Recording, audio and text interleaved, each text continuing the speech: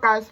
Today we're gonna be doing a reaction of Sora versus Pit from Kid Icarus. And Sora is not the AI crap thing, it's like from the masterpiece of Kingdom Hearts. So let's start. If the fate of the universe is at stake, the last person you should trust to save it is a naive teenager with magical weapons they don't understand. But everybody does it anyway. Like Sora, the Keyblade-wielding savior of Kingdom Hearts. Yeah. And Pit, the angel warrior from Kid Icarus.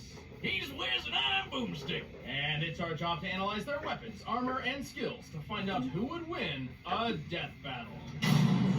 Ooh, I think it's in Coliseum. Once upon a time, there was a small child full of promise named Sora. And he lived on the one and only Destiny Island. Sora and his friends Riku and Kairi grew up honing their athletic skills by playing sports with Final Fantasy characters who don't judge Sora's fashion choices. Wait a minute, what the hell are Final Fantasy characters doing there? A hint of things to come. For the longest time, the residents of Destiny Island lived a peaceful life, but it wasn't long until a soulless embodiment of evil would invade the island. This was the Heartless. But the arrival of these creepy crawlers wasn't the only surprise. Alongside the darkness came light in the form of a Keyblade, which is the key to fixing everything. Super subtle. This Keyblade in particular was known as the Kingdom Key, and was drawn to Sora thanks to his pure heart. With the Kingdom Key, Sora had the means to combat the Heartless. By unlocking doors? Well, yes, the Keyblade can get past almost any lock out there. But despite not having a long, sharp edge, it's a surprisingly deadly sword. It's a key, it's a sword, and it's also a wand. Sora can use it to cast all sorts of magic spells like a wizard. He can even shoot a laser beam all the way to the moon. Unfortunately, despite his newfound weapon, the Heartless were overwhelming. The darkness washed over Destiny Island, and just like that, it was gone. But thanks to cosmic reasons, Sora wound up face to face with Goofy and Donald Duck. Yep, he ended up in the most magical place on Earth, Disney. If you're confused, don't worry. You are not hallucinating. Somehow, in some way, this impossibility exists. Turns out, while Goofy and Donald have been lovable cartoons for decades, they're also world-hopping warriors. Oh my god, this is the best thing ever! From then on, Sora teamed up with his new friends to lock the doors to the Hearts of Worlds, saving them from the Heartless grip. And he wasn't even old enough to get a driver's license. While Sora may not have been strong enough to save Destiny Island, he quickly learned an enormous amount of talents perfect for beating back the darkness. Including some genuine ass-kicking magic, like shooting fireballs, freezing baddies with blizzards, spiting with lightning, and more. He can reflect projectiles, manipulate time, magnetize objects, and even alter gravity. He's got a bunch of other magic attacks, but my favorite is Ragnarok, which fires a bunch of homing energy beams. And I guess he's got some magic abilities that don't involve beating monsters up, which I think is pretty lame, but Wiz insists we talk about it. Thanks to the Kingdom Key sword, he can use spells which remove negative effects, including curing his own wounds. He can also glide like Peter Pan and teleport like Figment. Still don't know if we should call it a sword, but Sora can make it even better with keychains. They can even transform the whole Keyblade into more powerful versions with way more badass names, like Oathkeeper. With all these abilities, Sora battled the Heartless and took the fight to the man who discovered them, Xehanort. He even defeated Xehanort's Heartless and his nobody. Oh, that's kind of harsh, Wiz. Why are you calling him a nobody? He's definitely somebody. No, see, a nobody is a somebody without a heart. But a Heartless isn't a somebody or a nobody, though they may have been a somebody filled with anger, like Scar from The Lion King. Well, I'm a somebody that's really confused. But to save all worlds, Sora found he had to be insanely strong, fast, and tough. He's speedy enough to run up a building and quick enough to dodge magic lightning. Not just magic lightning, real Looks like I got lightning bottom from the braces. sky, a feat which could only take mere milliseconds. Sora put all that speed to get Oh, damn near every angle in just a few seconds. So it's safe to say he's no slouch. As for his strength, not only has he cut through giant building-like structures with ease, he's launched them as projectiles. Though gravity is in flux here, a building this size normally weighs around 100,000 pounds. He's held back 2 of Cerberus's heads and went toe-to-toe with Hercules. You know, the demigod who threw a giant rock monster into space? Although this Titan's shape is too inconsistent to scale, by treating him as a series of cones made of granite, we can estimate his weight as over 1,600 tons. That's like throwing 200 T-Rexes into the sky. So, yeah, Herc is really, really strong, and Sora can take a hit from him. No problem. Honestly, Sora's ability to take a hit might be one of his strongest characteristics. He survived the jaws of Cerberus, ancient Chinese dragons, being shot by a musket, and, hell, the fires of Hades. But he isn't without his downfalls. While he's strong in his own right, he relies a lot on his friends. Like, all the goddamn time. He can't even enter his fancy drive forms, which boost his power and give him an extra Keyblade, without help from Goofy and Donald. So in a broad scope, he's fairly limited on his own. No big deal, though. Luckily for Sora, most locks only need 1 key. I'm not sure if that was profound, or just stupid. You're stupid. The heart may be weak, and sometimes it may even give in. But I've learned that deep down there's a light that never goes out. That's peak, by the way. Oh yeah, and another thing too, I don't know how Icarus is going to be Sora, cause like I think he can fly, but like there's no way, even if it's like it's multiple. Let us return to the distant past, to an age long ago, when gods and man lived together in harmony. How long ago was this? 25 years ago. What? Anyway, the kingdom of Angel Land was ruled by 2 goddesses.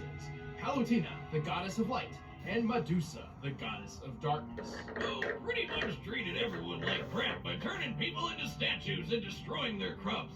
Oh my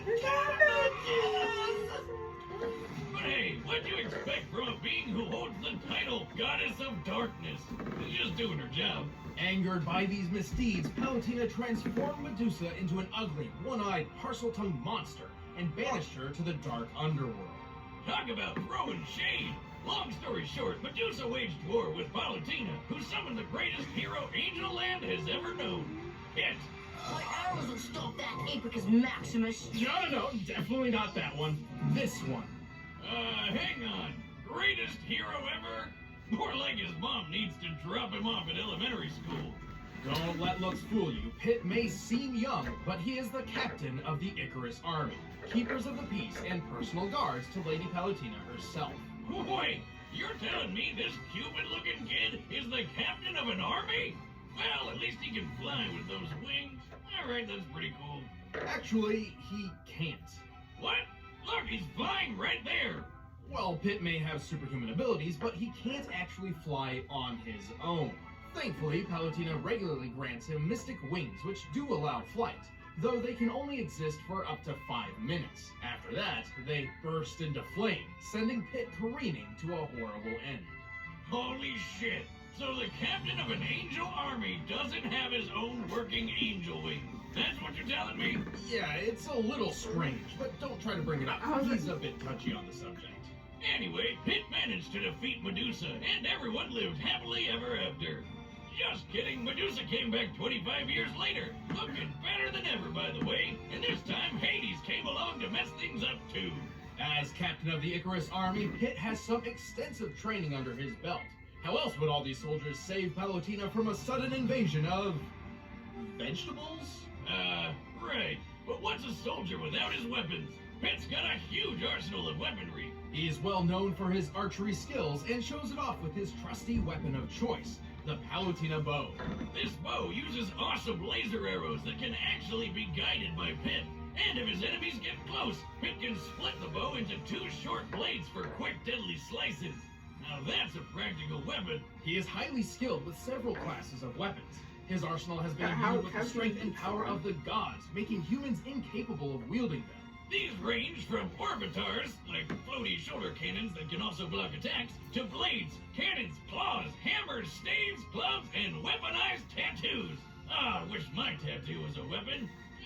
Anyway, all these weapons were forged by Mentos, the god of forge.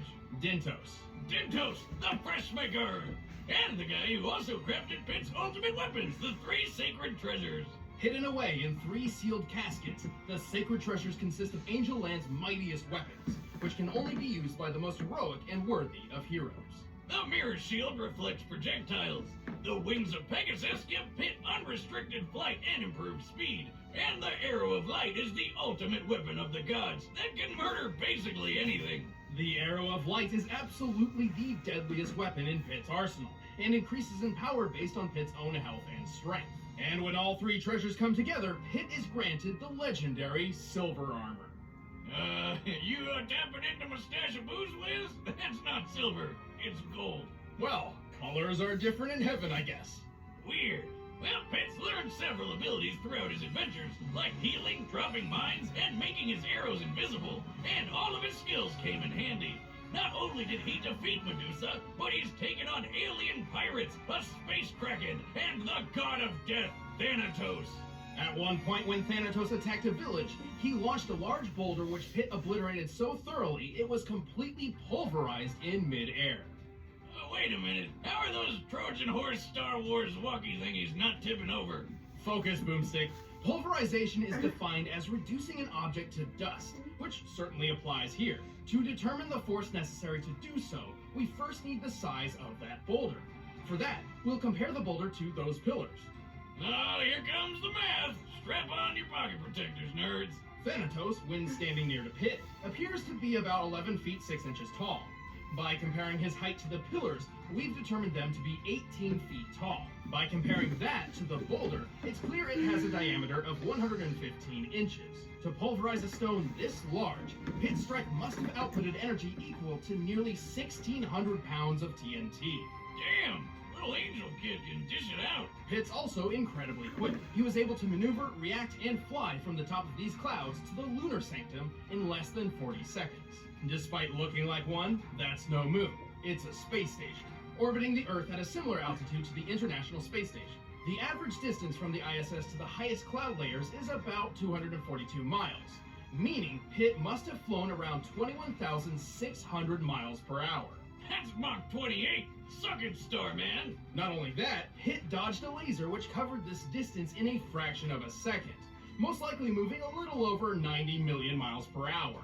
Oh my god, that not moon thing really is the Death Star. With Pit's superhuman durability, he's tanked hits from gods and taken falls that would turn any normal man into... An angel? Well, a dead man, yes. In his final duel with Hades, the god of the underworld, Pit took a devastating blow that sent him plummeting at least 2,000 feet.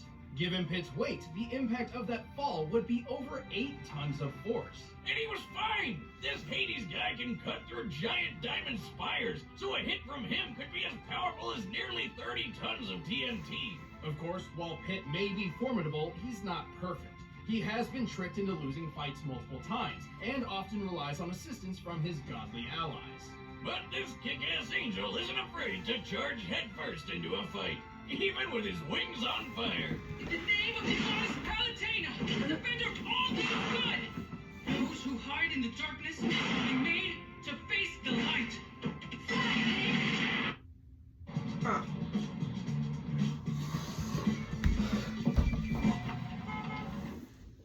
At first, you think you have time.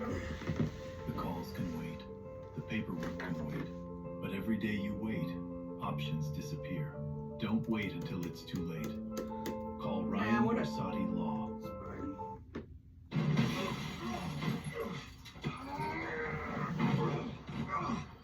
We do this like men.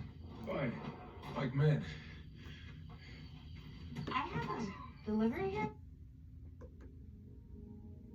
When I got shingles, I was 52 years old. I thought Oh, never mind. All right, the combatants are set. Let's end this debate once and for all. But first, all this talk about slicing vegetables is... Alright, let's start! Sora, win! But right now, it's time for a Death battle! Let's start, guys. Let's get ready. Yahoo! Go get him, pal! What he said? So, whose rear am I kicking this time?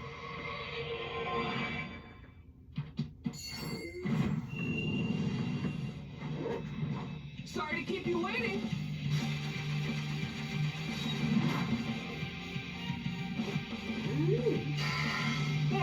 Let's go. Let's do this.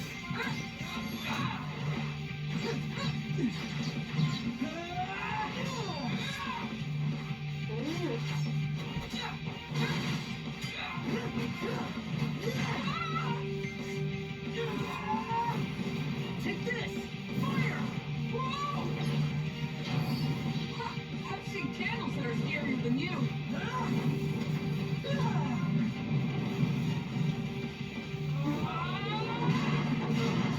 Oh! Let's take this to the next level.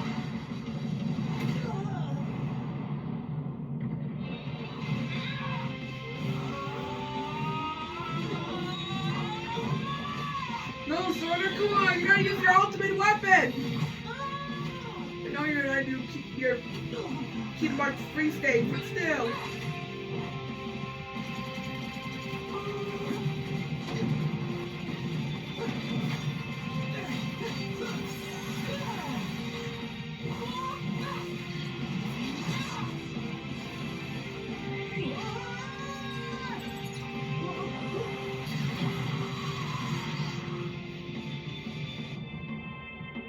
Whoa! You can teleport? Mind blown. Let's see what you think of this. Oh yeah? Oh my god. Why does he sound like that Icraus from My Hero Academia, man? The heart of the arc. Oh yeah! Oh yeah!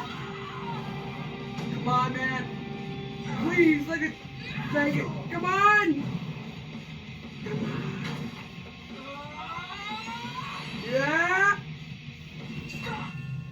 Stop it, they wild though!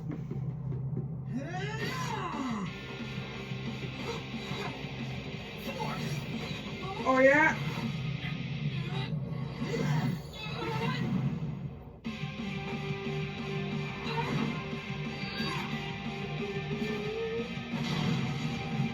Come on, you gotta use your light force now. Come on, man.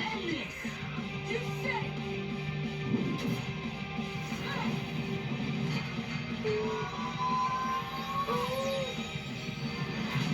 Come on.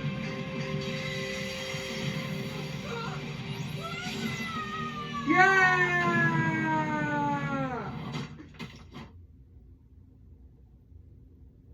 Attaboy, Sora!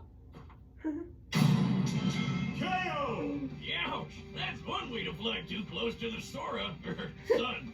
Pit may have had the advantage in flight and experience, but he couldn't beat Sora's strength, toughness, and speed. Yeah. Pit may have dodged a laser moving 90 million miles per hour, but Sora's reaction speed was quick enough to dodge natural lightning. A lightning bolt's return stroke, which constitutes the bright flash, moves at around 220 million miles per hour, over twice as fast as Pit's. That, combined with his teleporting and time manipulation powers, meant Sora was just too quick for Pit to land very many big hits. Plus, when Sora shot that Keyblade beam to the moon, it took 1 second flat.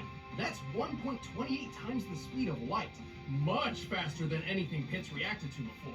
Of course, Pit did have enough weapons to keep Sora busy, but Sora's impressive and wide-ranging magical arsenal provided multiple counters for pretty much anything Pit threw at him, including superior healing techniques. You remember that building Sora cut through? Oh, yeah. Slicing up like Swiss cheese was impressive enough, but this building was completely made of stone from top to bottom, and Sora cut through 7 at once. These buildings may have been composed of a modest stone like granite, which has a minimum shearing strength of 14 megapascals. In comparison to Sora's height, each building was about 23 feet tall. By measuring Sora's largest slash and the distance cut through all 7 buildings, we can determine Sora's striking energy to equal, at minimum, 78 tons of TNT. That's way more than Pit's boulder pulverizing feat. No wonder this guy beat Herc. Speaking of which, let's compare some of the strongest beings Sora and Pit have taken hits from. The amount of energy needed for Hercules to throw that rock titan into space had to have been around 24 megatons of TNT, whereas Hades strikes were equivalent to only 30 tons at best. So Pit had never survived anything close to Sora's strongest attacks. Just by numbers alone, Sora's strength, speed, and durability just outclassed Pit. And the keyblade by itself had a way more impressive track record than any of Pit's weapons. You might say it was the key to this fight. And when we pit them together, one of them was bound to be a Sora loser. The winner is Sora. Yeah! Thanks for watching. Check out the exclusive commentary on this episode by clicking the box right over there. And thanks to McCloud Gaming for letting us use their sprites in this battle. Wait, what's this?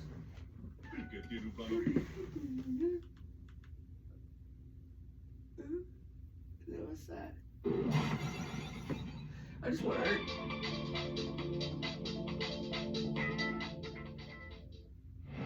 Two fighters, no research, 60 seconds, 1 minute melee. 1 minute melee? Select your character.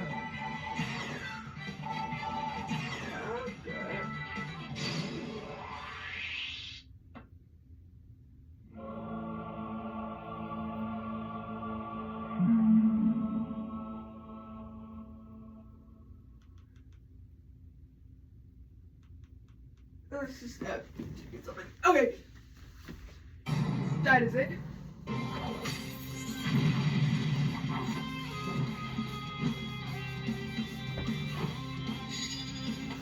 That'll be it.